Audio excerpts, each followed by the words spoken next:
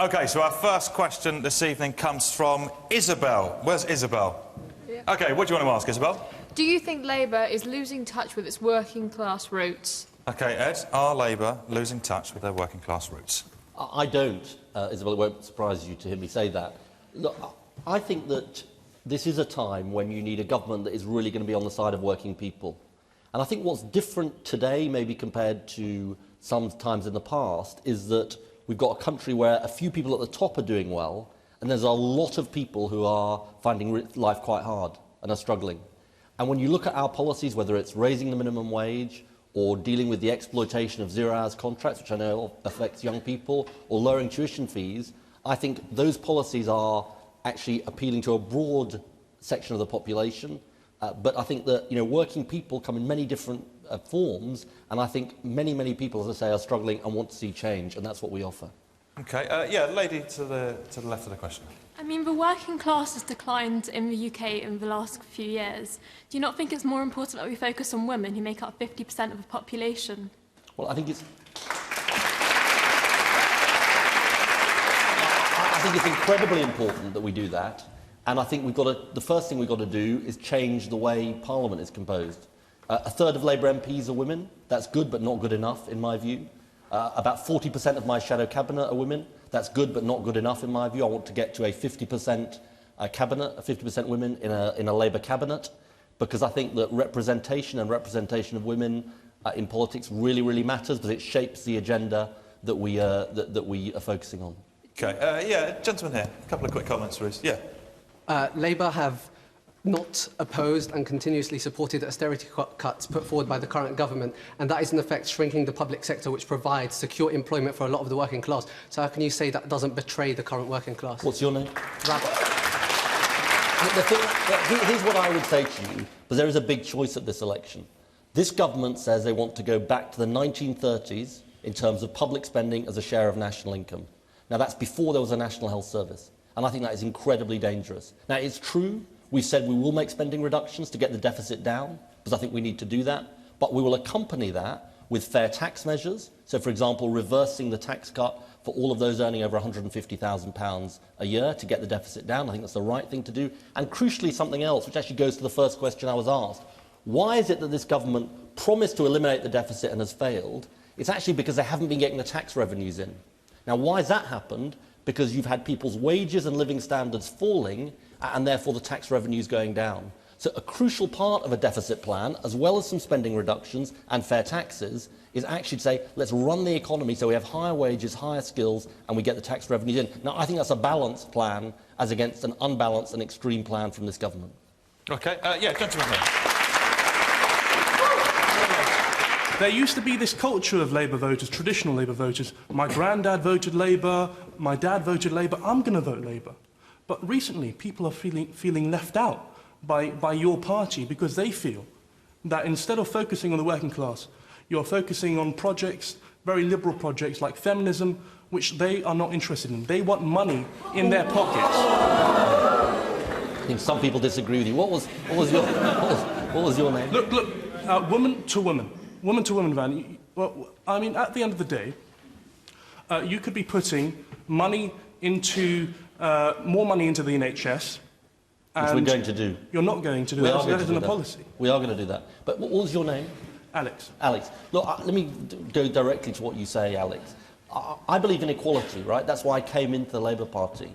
Now, the battle against inequality comes in many different forms. But Welsh voters are leaving you. Well, Northern voters are leaving you. Let me just finish my point. point. Your own seat is under threat. Let me just finish my answer. Look, it comes in many different forms, but the oppression and injustice facing women and the oppression and injustice facing working people who are not women, both of those can be tackled. Look, raising the minimum wage to £8 an hour, actually predominantly, because many low-wage workers are women, will help women. Technically zero-hours contracts will do the same. So I don't accept what you say, that somehow there's a contradiction between helping working people and helping women, because, we're talking about the same people.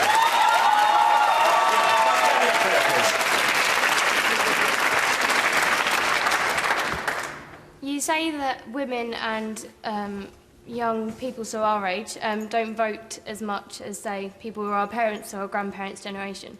So why why would you necessarily say that we matter? Because we don't vote as much, and we're obviously not guaranteed in Parliament, so all the laws and things like that go towards OK, so where will you go after the youth vote, given you know that the youth probably aren't going to vote as much? Yeah. I mean, look, Why do you care? it would be dishonest if I said I didn't want young people to vote for me because it would help me get into power. So obviously that's, that's obviously part of it. But here's something else I would say. Look, you judge the dignity of a country by how it treats the old, but you judge the future of a country by how it treats the young. And I think the problem about Britain today is that lots of young people think, it's what I call the promise of Britain, that you're going to have a better life than your parents. And lots of young people think, I'm going to have a worse life than my parents. Now, goodness me, what have we got to as a country that has been the case? And frankly, my generation, and I include David Cameron and Nick Clegg in this, it's sort of, it was all right for us, but how can we look young people in the eye and say anything other than our mission is to make sure, somebody said it earlier, that young people don't pay the price of hard times, and that we actually build a better life for young people in jobs, in education, in housing, in a lot of the issues that we're going to cover tonight. So, look, it matters for the future of a country, and obviously it matters to me because I want votes. Obviously, I'm not going to pretend otherwise, but it matters to me in principle about the future of a country. OK, going to take a few quick comments now. Yeah, coming from you, sir? So I think you make some good points about inequality, actually. And I'm just wondering, seeing as the economist Thomas Piketty thinks that there should be a global tax of 80 or 90% on sort of high earners, and seeing as the TUC union think that the minimum wage should be raised to £10 an hour rather than £8 an hour, as the Labour Party wants to do, and seeing as there's all this evidence for this, such negative effects of inequality, which I'm sure you know about, do you think your measures actually go far enough, really? OK, we're going to take a couple more comments and come back to that. Yes, lady here, please. You speak about representation. Stonewall's recently made it trans-inclusive. How do you think you'll make Parliament more LGBT plus representative? Lady down here, please. I just wanted to say, so you have said that young people are the future of this country. How do you aim to help us? Because at the moment, you are proposing to push tuition fees down to 6,000, but could you not put it back down to 3,000? Because that is what's going to help young people, because they're not going to want to go to uni if they're going to get in debt. That's the problem. And if young people are the future of this country, then you need to make them want to go and get an education and help the country. OK, so should the tuition fee cut be greater? Yeah, even lower. OK. Should I deal with those three? Do inequality. Yeah. So it's a good question. I confess I haven't read all of Thomas Piketty's book. Maybe you have. The thing I would say, though, is that the tax system matters, but there's something else that matters even more than that, and that is the nature of the economy before you get to the tax system. Let me tell you what I mean by that. Look, part of the problem in this country is the minimum wage is incredibly low. Now, that's not about tax and benefits. Tax and benefits is important, but the minimum wage is too low. We've got so many low-paid workers in our country. So let's raise the minimum wage, let's promote a living wage, let's make sure that when it comes to executive pay, there's fairness in executive pay. So we say, for example, that on every remuneration committee of those big companies, you should have an ordinary worker, so top CEOs can't just pay themselves what they like. So I think you've got to look at tax bills. I'm not in favour of his global wealth tax. I don't think it's going to work. But I do think it's about the economy itself as well as the tax system, if you like. Okay, On the transgender question, look, we've got a candidate, Emily Brothers, who's an incredibly brave woman who's come out, who has had the most vile criticism made of her. I think there's a big job to do, if we're talking about representation, to reach out to people from the LGBT community. Now, we have a number of openly gay candidates standing in this election. We've got a brilliant trailblazer in Angela Eagle, who you probably know about, who's been in Parliament for 21 years, the first MP to come out as a lesbian. But look, if we are thinking about the country and how we change the country in Parliament so it looks like the country it seeks to serve, I agree with you. There's still a lot of work to be done in relation to that. On the tuition fees question... I think, actually, we're going to come back to tuition fees a bit later on, so I think we'll have a good old chat about it. Let's have before we move on, actually, can we just have a couple of sort of quicker questions? What have you got online, Tina? This is starting to come in already. This one from Connor, who asks, how do we know you'll stick to your promises like so many before you haven't? Yeah. Tuition fees, as an example.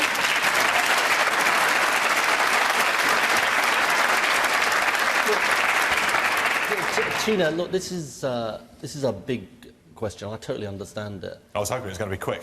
But, no. No, because it's not easy. Look, it's not easy, this, because people know that politicians have broken their promises in the past. It's not just Nick Clegg. I often say this about Nick Clegg. He obviously undermined himself when he did that thing on tuition fees. We're not talking about Nick Clegg, though. No, but let me just say, look, my mission and what I've tried to do is make sure that everything I promise is funded, credible, deliverable.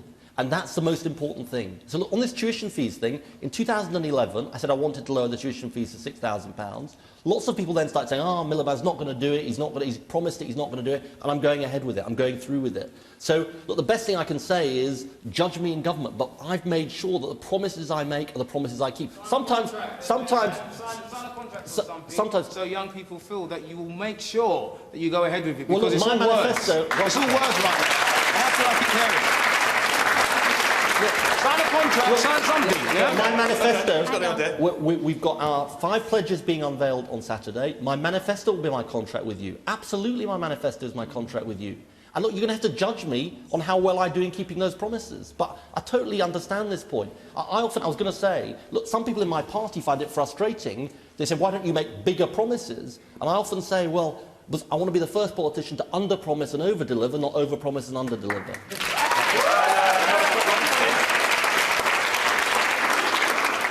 Is from Nietzsche. I'm being forced out of the city I was born and raised in by prohibitively expensive rents. Would you introduce rent controls? We would in the following sense, that we've said, and this is a massive issue, the private rented sector, right? People are being totally ripped off. So what are we going to do? We're going to say we should have 3-year rents, not 1 year or 6-month tenancies. So you have a fixed 3-year term. Within that time, the rents are controlled. So they can't just be like jacked up by 10%. Without warning, because it's the landlords who have the power and the tenants who don't.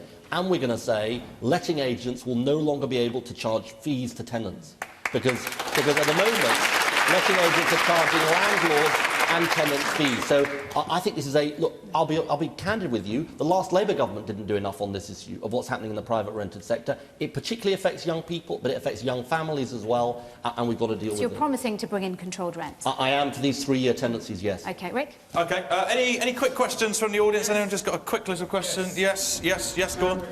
Good evening to you, Mr. Miliband. My question to you is... Call me Ed. Yeah, no, I'll call you Miliband or Mr. Ed Miliband. Okay.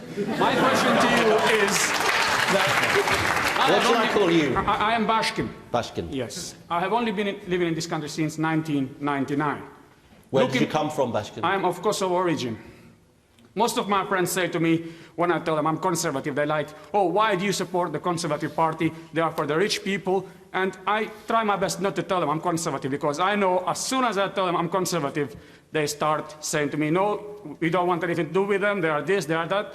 But that's their opinion, and I have a different opinion to them. But what I want to say to you now is that, starting with Gordon Brown and any Labour Prime Ministers that this country has had, they have been nothing else but disaster for this country. What's your question? My question to you is, how can we, the people of this country, trust you when we have trusted other Labour Prime Ministers and we have seen what they have done to this country? We saw what Gordon Brown did. OK. I've got a feeling I'm not going to convince you, Bashkin, but I will do my best. Look, I take a different view about the last Labour government's record. I think about what we did for the health service, what we did for education. We introduced a minimum wage. We introduced tax credits. We introduced Sure Start centres. We made a huge difference to families and people across this country.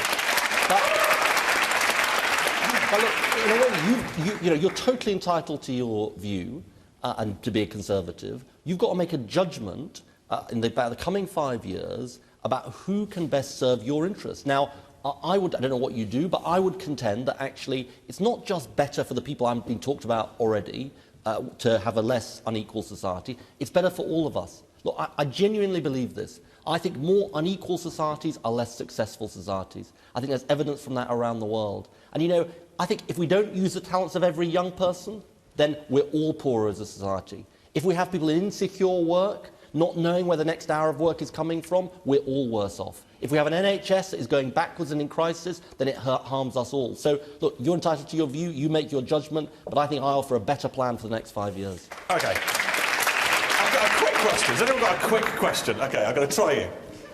I believe politics begins at home, and children are growing up seeing what the last government has done to our families. How are you going to be different? How are you going to persuade these younger voters who can't vote yet, but you can do differently? OK. So, can I just come back to you? Say a bit more about what you mean specifically. So, for me, for example, I've grown up in a single-parent household in a council home, and I've watched what, not just the last Conservative government, I've watched what the Labour government since Tony Blair has done to my family.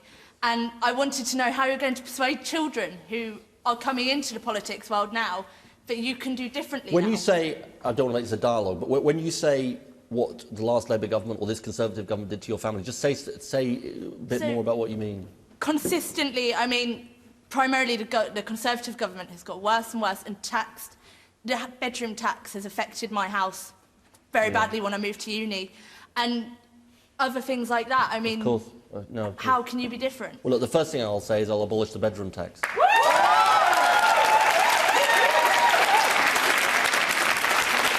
mean, of all of the taxes that have been invented, I think the bedroom tax is one of the worst. It hasn't even fulfilled its original purpose. It is mean, it is unfair. I think 2/3 of the people hit are disabled people. I watch David Cameron at Prime Minister's Questions each week, and when he tries to justify it, he can't justify it.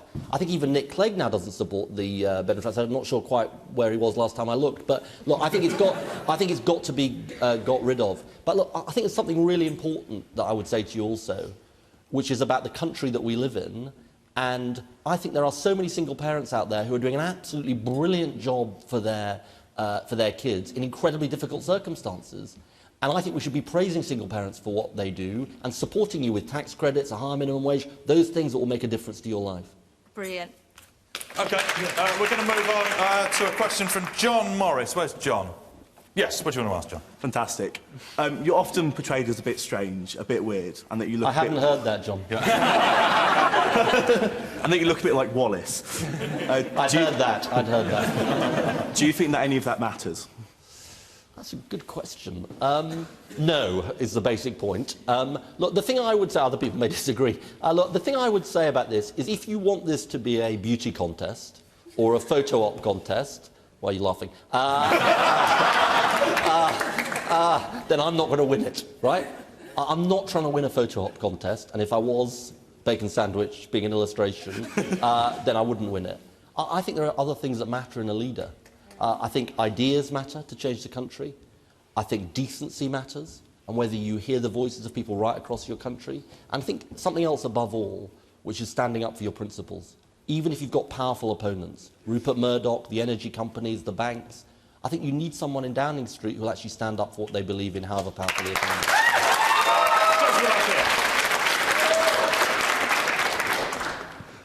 You say you don't really mind that much about your image, and I saw in an interview recently you said you'll be resilient. But how can you expect voters to believe that? And they'll elect you and rely on you to be the representative of the country, and no one else will take you that seriously. Well, look, you're entitled to your view about that's obviously not the way I see it. You know, I believe I will be a good representative for this country. You'll have to make the judgment on that, but I believe I'll be a good representative. Let me say something about my record in government. I was the Climate Change Secretary at the 2009 Copenhagen talks, where I represented the country. And, you know, nobody at the talks was asking me, are you good eating a bacon sandwich? They were actually saying to me, you know, where does Britain stand on climate change? Can you represent the issues? And I actually think that's, you know, that's the issue. That's the issue. What kind of leadership does one have for this country? And let me just say, just briefly, Rick, one other thing. Will you do What?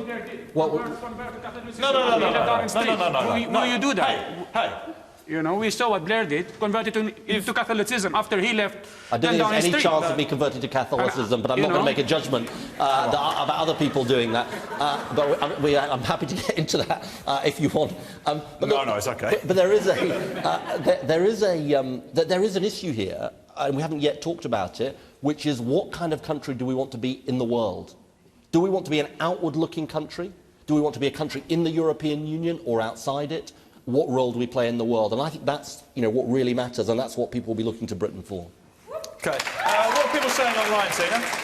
We do this from Martin, who asks, how can you run the country when you've never even run a corner shop?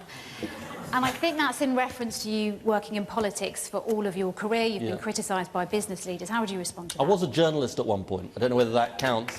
Political journalist? Working on a politics show? Yeah, I was. A news programme. But, you know, I'm not embarrassed by caring about politics, and I've cared about politics most of my life. I was brought up by two parents who were refugees from the Nazis, who taught me that if you saw an injustice in the world, you should try and do something about it. And, you know, I think the question that really matters in this is something that we don't talk about enough in politics, which is the idea of empathy, right? Do you listen? Are you able to understand? Listening is not a quality that most political leaders would talk about. But I think it's right to talk about it, because the question is, can you walk in other people's shoes?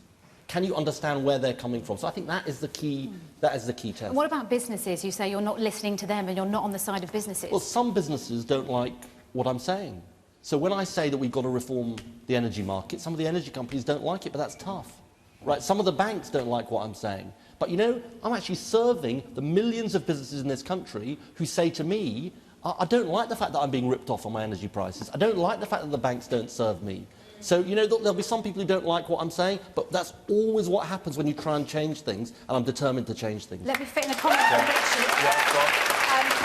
Can you and Dave please stop being so shouty on PMQs? Do you both not understand what microphones are for? PMQs is awful, isn't it? I mean, let's be honest, it is awful. I mean, it's an awful advert for politics. And look, you know, if I could think of a way of changing it, I'm open to ideas. If I could think of a way of changing it, I would. I think you're right. I don't think the tone is good. Look, I sometimes say, and I'm quoting President Obama, you know, you can disagree without being disagreeable. And actually, he's sort of right about that. And two blokes shouting at each other is not great. So look, I sort of take my share of responsibility for PMQs. It's a constant battle to try and change it. If I was Prime Minister, I'd try and make it more civilised. One thing I'll say, by the way, we're going to have a People's Question Time, if I'm Prime Minister, in the Palace of Westminster regularly on a Wednesday. And I think people will start to compare it to Prime Minister's questions, and then people thinking, oh, hang on a minute, you know, why are people who aren't MPs able to behave themselves, but MPs aren't able to behave themselves? So maybe that is one thing that we can do to make things better. Alex Hancock. Alex, yes? Do you think the Labour Party would be in a different position if your brother was the leader?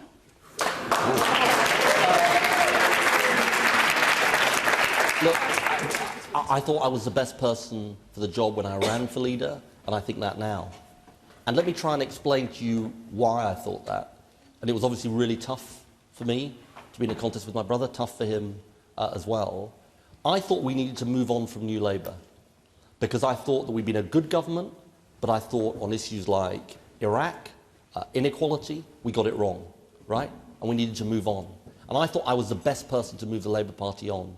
And sure, it was bruising, and sure, it was difficult, but I thought that then, and I think that now as well.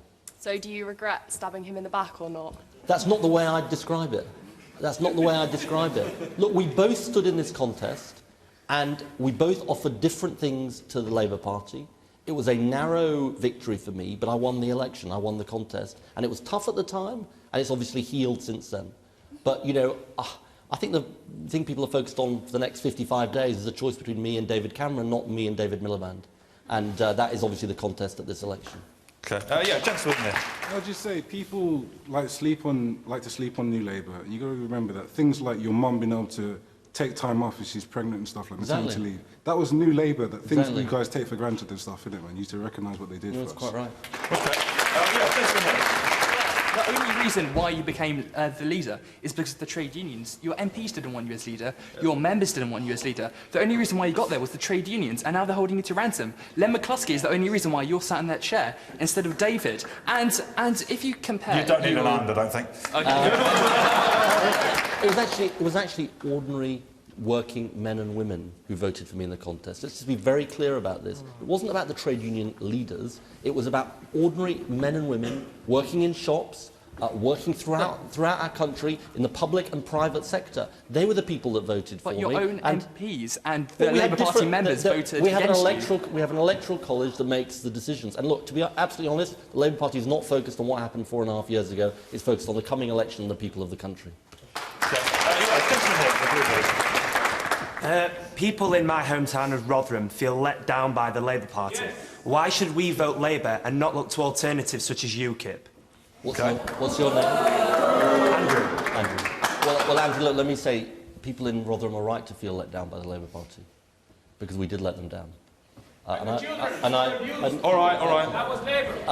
And I deeply Hundreds regret. of innocent children that were abused. That was Labour. That was Labour Council. And I deeply regret what happened. That's why we suspended councillors. Yes. That's why when the recent report came out, the Labour cabinet resigned. Now, obviously, we've got other people now running the council, commissioners running the council. The most important thing I can do as the party leader, and what the MPs in Rotherham are doing, is saying, let's learn the lessons. Let's learn the lesson as a place. Rotherham needs to learn the lessons, and we need to learn the wider lessons on child sexual exploitation. Because, look, it is terrible what happened, but I don't believe UKIP are the answer. I honestly don't believe UKIP are the answer. They want to try and exploit this problem. I don't think we should try and exploit what happened. I think we should learn the lessons from it for the future. Yeah, these are quick ones. This one from Lucia. What do you have to say about people calling you a weak leader? They're wrong. They're wrong. Next question. This is what I wanted. This one, does politics really work for the people, and do politicians actually care? No and yes. This is good. Okay, any more quick questions? Yeah, quick question here. I just want to quickly say I'm 100% backing you on votes at 16. However, we have to understand that there's so many young people who aren't as politically educated. If you did become Prime Minister, what would you do to make sure that every single young person knows about politics and knows who might be running their country? Okay, so will you introduce more political education? I think the thing we need to do is to have much better citizenship education in schools. Because I think lots of young people say to me, well, I wasn't properly educated in school about democracy. And, you know, it does go to something about education. I think education is about passing exams, but it's not just about passing exams. I think it's about a lot more than that. And it is about preparing people to be citizens of the country. So I think you're bang on this. Alongside votes at 16 and 17, you've got to have proper and reformed citizenship education so people learn about the issues. Okay, quick question from here, please. What's your biggest fear about being Prime Minister? That's good. It's probably about my family and about whether I'm going to be able to see my family enough. I already find it, I've got 2 young boys, I already find it tough as leader of the opposition. And you know, it's one of the things that myself and Justine spend a lot of time focusing on, which is carving out enough time for them. Because they're 4 and 5, they're at the age where they notice if I'm not around. And look, that's a challenge, as I say, as leader of the opposition, and it would be a bigger challenge as Prime Minister. Okay, let's move on to our next question from Daniel Craggs. Where's Daniel? Yes, what do you want to ask, Daniel? I was just wondering how you can justify the reduction in tuition fees when only the rich are going to benefit from it. Okay, so I said we get back to tuition fees. This is an important question, Daniel. I don't agree that only the rich are going to benefit, and let me explain why. It is people on low incomes, middle incomes, high incomes who are burdened down by debt, all of whom are beginning their life with £44,000 worth of debt on average. Now, it so happens that the government's designed a system where 75% of people aren't even going to be able to pay off the debt. That's their only explanation for why they're saying somehow low-income people won't benefit. But it's just plain wrong. Because I don't want young people from any background starting their life with that level of debt. The lady here said, wouldn't it have been better to reduce them to £3,000? Yes, absolutely. But, well, I'll tell you why I didn't do it. Because I've got to make sure the sums add up, and I don't want to be a Nick Clegg. I don't want to start off by saying I'm going to reduce it to £3,000, then get into government and try and hope you don't catch up with me because I haven't actually managed to reduce it. So I'm going to deliver on the promises, as I said earlier, that we can make. Say one other thing on this, because Daniel's question.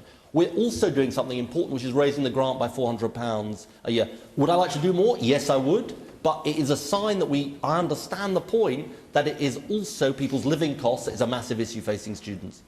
What are people saying online about tuition fees, Tim? This one from Nadeem. Tuition fees aren't stopping people from going to uni more than ever before. They're more from poorer backgrounds. This one from Fallen Angel. When you lower uni fees, will you bring back EMAs for 16 to 18-year-olds in education? Look, I can't make a promise on the EMA for the reasons that I've set out. I want to make promises that I can keep. I know the EMA abolition was a big problem for many people. Just on this point about poorer backgrounds, it's a really important point, this. The government says, oh, we've done brilliantly on poorer backgrounds. What do they mean by done brilliantly? You've still got a situation where at the top universities, it's something like you're 12 times more likely to be from a richer background than a poorer background. That is hopeless. I mean, that's a hopeless situation. We cannot be complacent about social mobility in this country, but it is going backwards, not forwards. So I just don't agree with what the person said. I can't promise to bring back EMA. No. Okay. It's about money, it's about having brains. Okay. That's what gets you to uni. Yes, gentleman here, please. Yes, it's with you. It's with you. Okay. Yeah. So you were saying how you're 12 times more likely to go to, say, one of the top universities if you're from a more rich background. So what are you going to do to ensure that social mobility starts in state schools and make them rival the private institutions that benefit so many people at the top? Yeah, it's a good question. It's a good question. I think it starts early. So nursery education, we're going to expand nursery education from 15 free hours to 25 free hours. I think that's important for 3- and 4-year-olds. I think that will make a difference. I think we've got to deal with, we've got a promise to deal with class sizes for 5-, 6- and 7-year-olds because they're ballooning upwards, and we've got to deal with that. And then it's about standards and opportunity in schools. And it is having the highest standards with qualified teachers in schools. But you're right, it is a continuing battle, this. And it does go back to the earlier point about an unequal society, because a more unequal society, actually the question that was asked over there, a more unequal society is a less mobile society. So it is a constant battle, this. And look, there are great state schools doing a brilliant job. My old school, Haverstock Comprehensive, has got a brilliant head who's been there for 15 years, encouraging aspiration in young people. But so there's a lot more to do, I agree with you. Okay, you satisfied with that answer? Yeah. No. Good stuff, good stuff. Yeah, gentleman here. Don't look so shocked. You talk about tuition fees, but it was actually Labour that introduced tuition fees using Scottish votes, and yet it's English people that are affected by it. Well, I understand the point about. I understand the point you're making. We introduced tuition fees in order to expand universities to it was raised to £3,000. As I said, I would like to lower tuition fees below £6,000 if I could. I've done what I can. But I think you've got to judge me on what I'm doing in the future, not necessarily on what's been done in the past. I think it was done for different reasons when it was first introduced. I think trebling it to £9,000 went far too far. Okay, yeah, gentleman here in the check shirt. I think charging any student tuition fees is absolutely crazy. It should be zero. Sure. Education should be free. Now, all the problems mentioned tonight, the majority of them can be solved by the creation of a people's bank. We need to close the private banks, and we need to create a sovereign currency in this country. I don't agree with that. 97% of new money is created in the form of loans. How the hell can we ever get on top of the economy whilst it's all going to the profits of the banks? 100 billion in bonuses has been paid to the financial institutions since the crash. Just think about the profits from the banks and all those bonuses going to the people, reinvested in schools, the police, all public services. There would be no tuition fees. What are your thoughts on a people's bank that I represent, the Ubuntu Party? The what UK? party, sorry? Ubuntu. Right. It's from South Africa. You need to Google search it. Right. It translates. It translates. You're not standing in the election in Britain. I am standing. I'm standing against Andrew Mitchell. I'm standing up against Andrew Mitchell, who's fiddled his taxes, etc.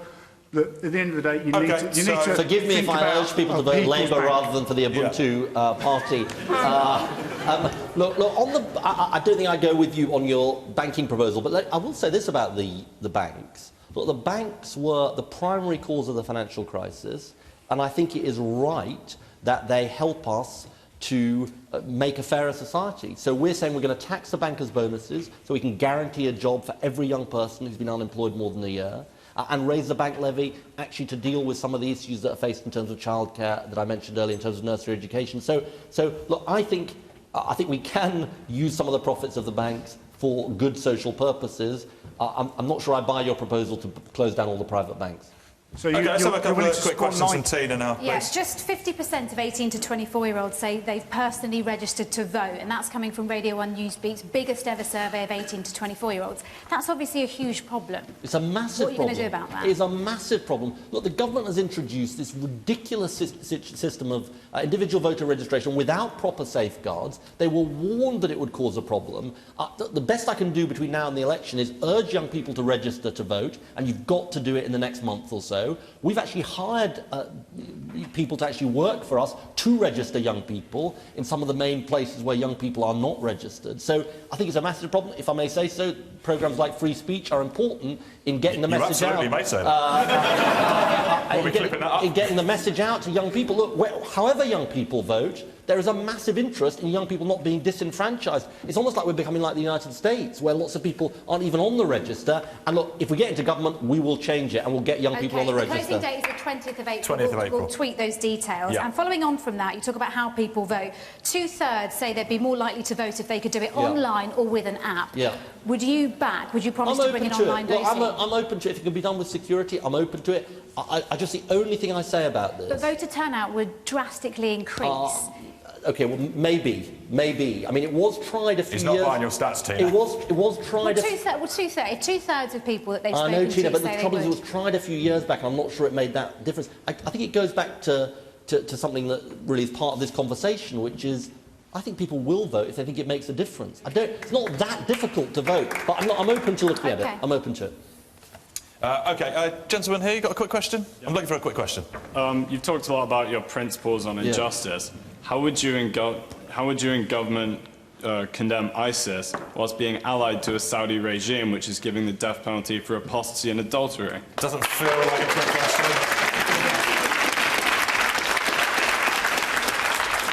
Look, I think that we've got to speak out against injustice and abuse of human rights wherever it happens in the world, including in Saudi Arabia. And we've got to be willing to do that.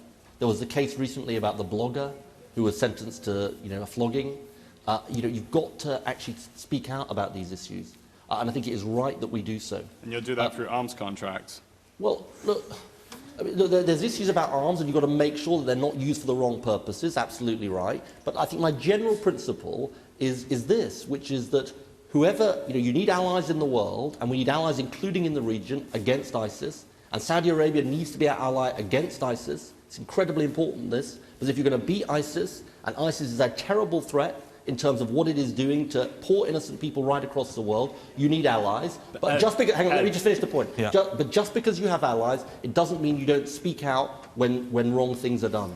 This is an ideological conflict, not a military conflict.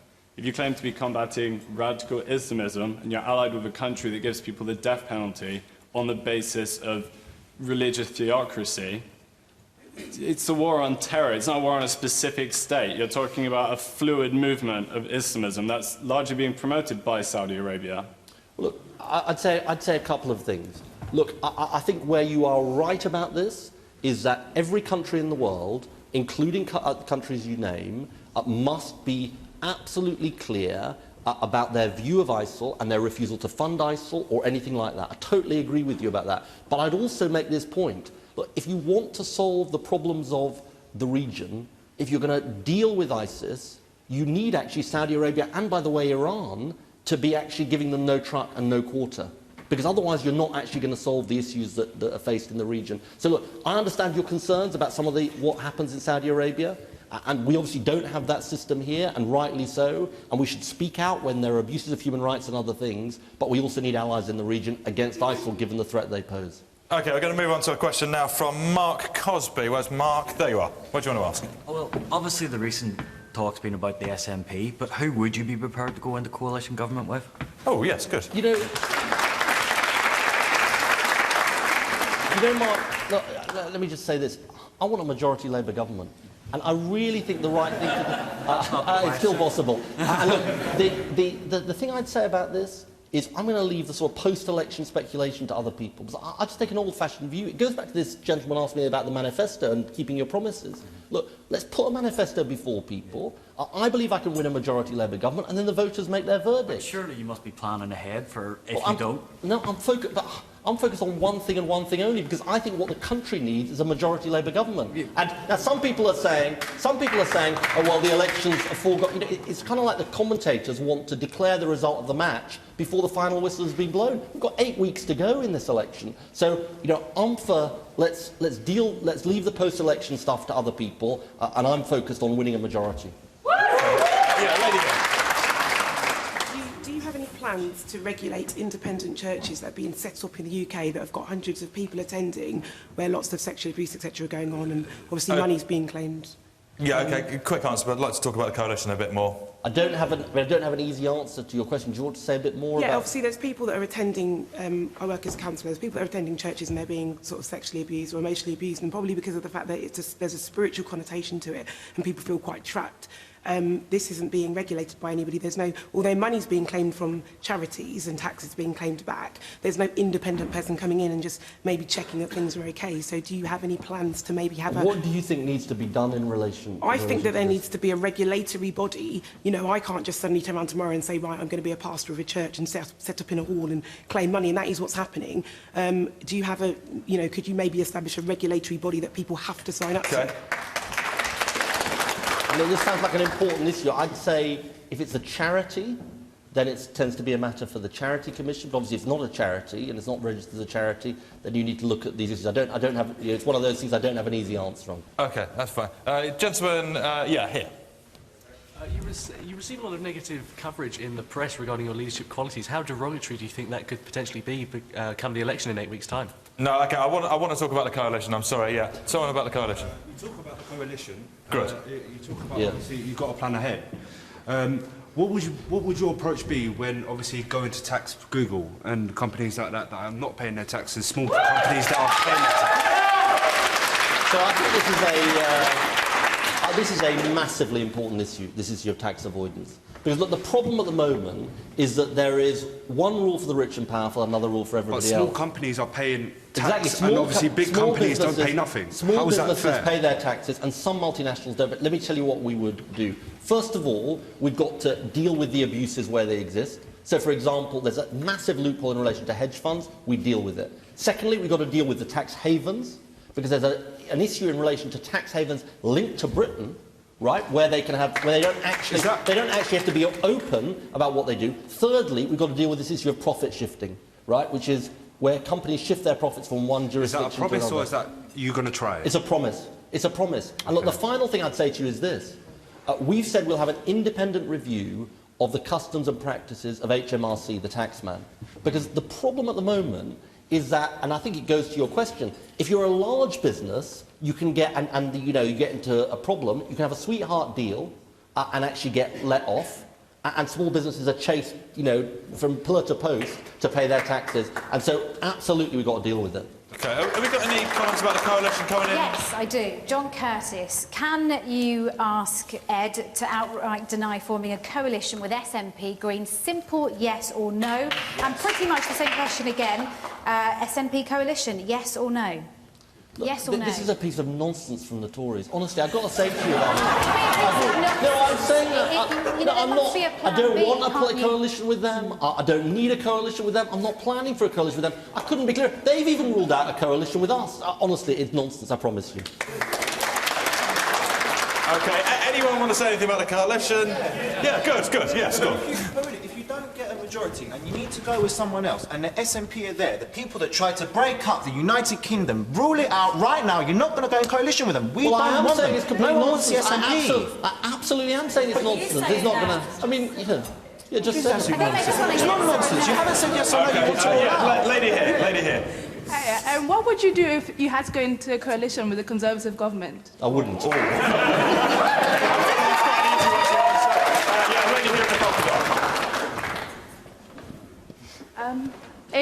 How can you argue that a coalition is really democratic when it's never really been chosen or elected by anyone? anyone? I think that's the issue, and that's why I say I want a majority Labour government. Because, you see, that is the point. Look, the truth about this coalition is it has looked like an excuse for breaking promises, right? It's looked like the Tories say, well, the Lib Dems stopped us doing that, and the Lib Dems say the Tories stopped us doing that. So, look, where I am is focus on one thing only, majority Labour government, put our manifesto before people, get a majority. OK, before we go on to our next question, if you want to be in the audience at one of our upcoming shows, don't forget you can apply at freespeechaudience.co.uk. OK, next question is from Faye Jones. Where's Faye? Hi. Brilliant. Hi, Ed. The Home Office estimates that there are about 2.3 million adults in the UK who enjoy cannabis, in the same way that you say that you've enjoyed alcohol quite recently. It's been reported. Directly, alcohol... What do you know that I don't? Directly, alcohol causes thousands of deaths every year. The figure for last year was about 8,400, whilst cannabis causes none at all. Do you not think that it's about time that we had an evidence-based policy of reform for your drug policy? Okay. How do you defend the Labour policy?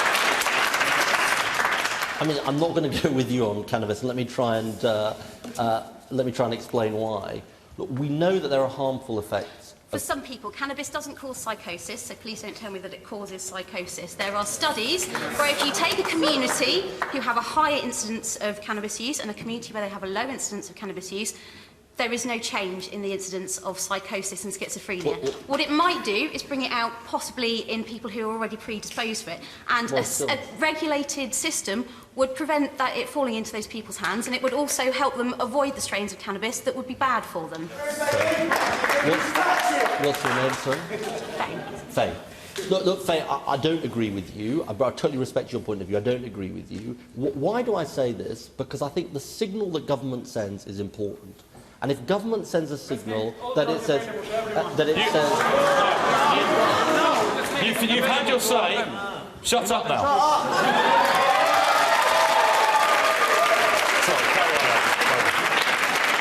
And I think, I sort of totally respect your point of view. If government sends a signal, though, that cannabis use is somehow OK, and we know there's harder forms of cannabis and softer forms of cannabis, I think it's sending the wrong signal. And you know, you say it brings it out in people who are predisposed to it, but that doesn't sort of, and I know you're not saying this, that doesn't make it OK. That makes it, you know, very worrying. So, look, as I say, I respect your point of view, but I think it's the wrong signal. So in a few years' time, when your children are teenagers and you find a bag of cannabis in one of their bedroom, will you be going to a doctor or will you be going to the police? Well, I'll be going to neither, but So cannabis doesn't actually necessarily mean that people should be punished by law, then? No, Is that but what you're saying? I'd be discouraging them from using it. I would definitely be discouraging them from using it. Absolutely, I would. So you take your child to the police? OK, we'll take someone else. Yes, gentlemen. I'd discourage them from using it. You didn't answer this lady's question. She said, would you take him to the doctors?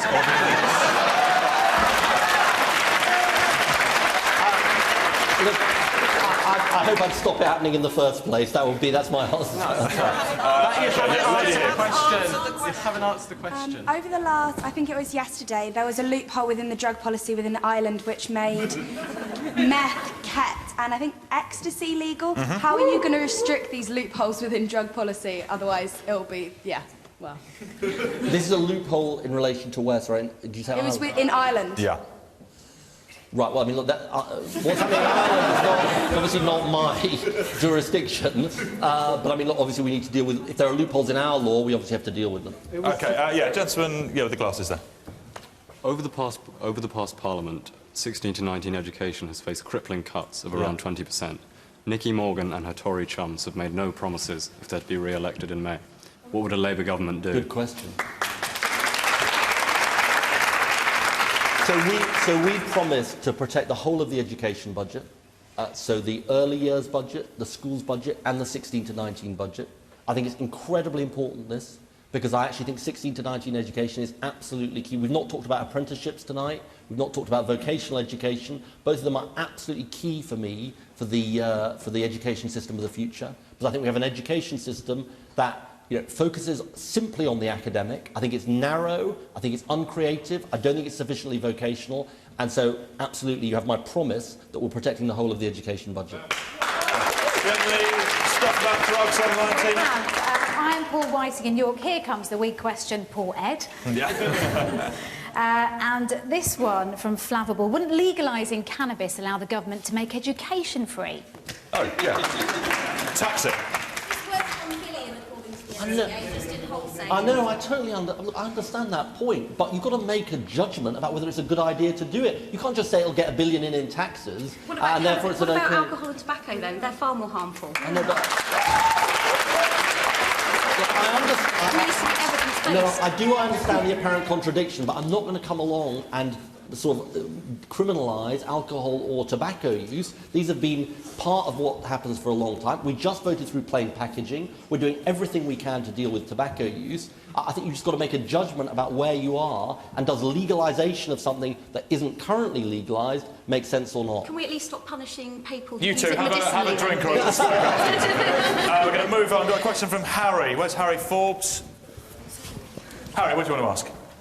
Why will Labour not give the people a say on the European Union by giving us an in-out EU referendum? OK, so why no referendum on the EU?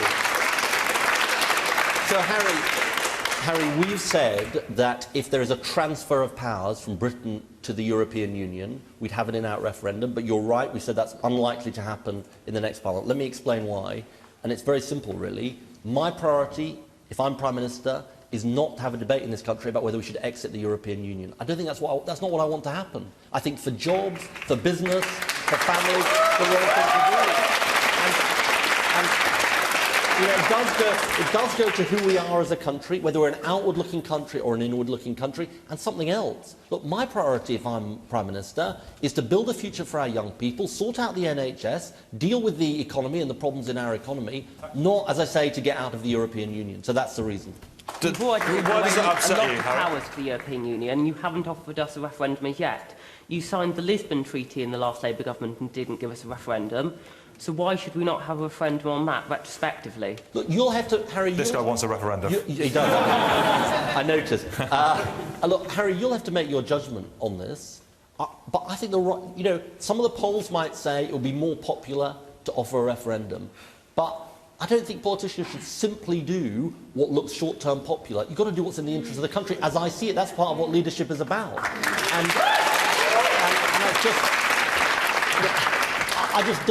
If I'm Prime Minister and I follow David Cameron, what does he offer? 2 years of the only thing being debated, whether to get out of the European Union, something I don't want and apparently he doesn't want, a Tory party that's totally divided on it. And the other thing is, we've got to reform Europe. And here's the thing, which you may not agree with. I think you're more likely to reform it, not if you've got one hand on the exit door. Because I think if you're just, like, we really want to leave, and, we're going to put a gun to your head about whether you reform it or not, I don't think that's going to work. So let's reform the European Union, but let's stay in there. That's come in. You guarantee jobs for young people. Won't this be affected by your pro-EU stance with regards to low-paid migrant workers? Well, this is an important point. You see, I'm the son of immigrants, and therefore I think immigration has benefited the country, and I think we should stand up and say that.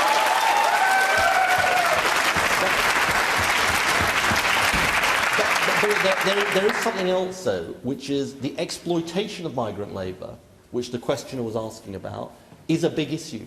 Look, there have been like a handful of prosecutions for failure to pay the minimum wage in the last 5 years. There probably weren't that many more prosecutions under us.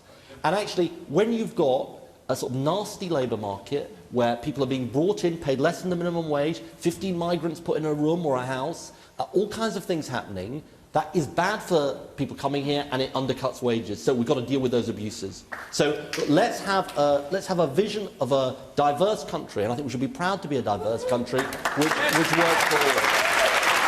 One last comment from you, Tina, online, if you got one. If you're so confident the British people want to remain in the EU, what will you have to lose by holding a referendum? I think it's the issue, most of all for me, of my focus as Prime Minister. Right? And people have to make a judgment about that. I think, to be fair, Ed's already answered that. Also, our time's up, so we've got to go. That is us for now. We're back on Tuesday for the Battle of the Kingmakers. What is the Battle of the Kingmakers, Tina? I will tell you. We are putting the Green Party, the Scottish National Party and Plaid Cymru under the free speech microscope, and you'll find out next week. Good. So until Tuesday, good night.